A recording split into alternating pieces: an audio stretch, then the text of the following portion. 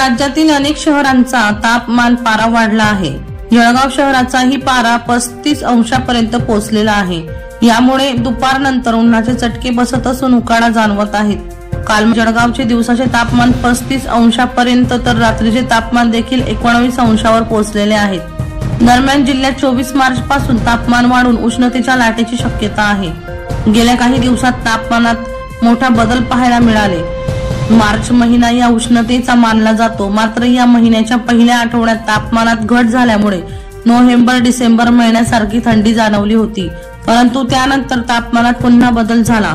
दरम्यान हिमालयातील राज्यामध्ये बर्फवृष्टीचे प्रमाण हळूहळू कमी होत असल्यामुळे राजस्थान, गुजरात कडून येणारे उष्ण वारे सक्रिय होणार आहेत। मुंबई व कोकण किनारपट्टीकडे हे वारे काही अंशी सक्रिय असून होळीनंतर या वाऱ्याची दिशा बदलून खानदेशकडे सरकणार आहेत।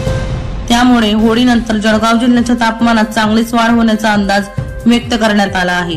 दरम्यान आगामी काही दिवसात जिल्ह्यात तापमान वाढून उष्णतेच्या लाटेची शक्यता वर्तविण्यात आली आहे। सुनील पाटील यांचा रिपोर्ट, बुलंद पोलीस टाइम्स, जळगाव।